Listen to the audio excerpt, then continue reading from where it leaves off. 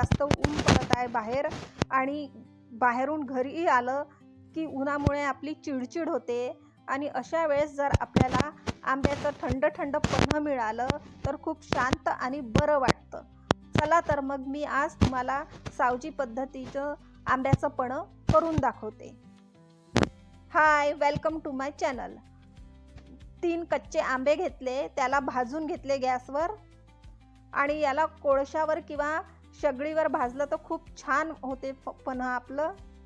हे बघा, आपलं आंबे भाजून झाले आहे, छानपैकी नरम झाले आहे आपले आंबे,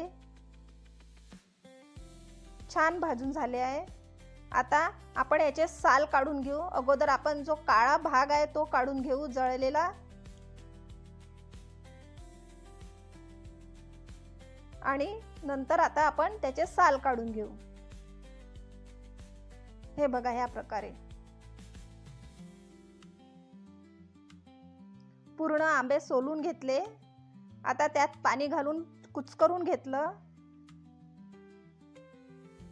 गर वेगळा केला. छान शिजले आहे आपले आंबे. भाजलेल्या आंब्याचं पन्ह आहे.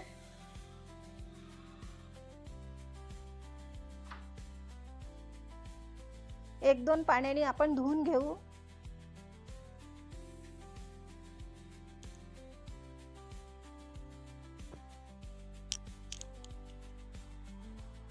आणि हा जो गर निघाला आहे हा आपण मिक्सर मध्ये फिरवून घेऊ.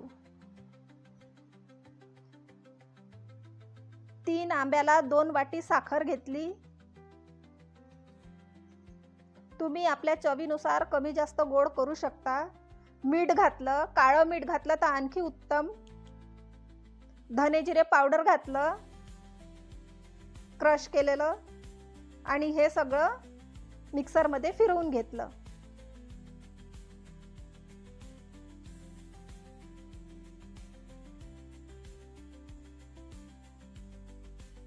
हे बघा, मिक्सर मध्ये फिरवून झालेलं आहे. आपलं पन्ह झालं, तयार आहे.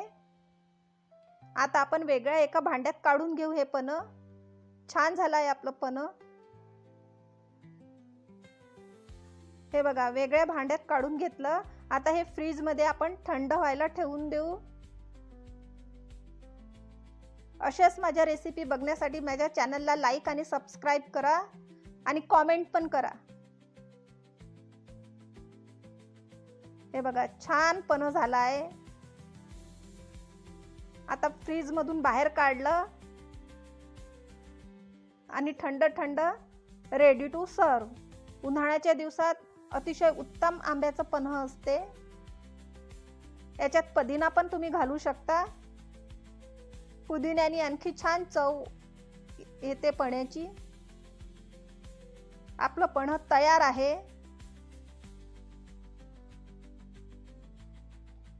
Ready to serve.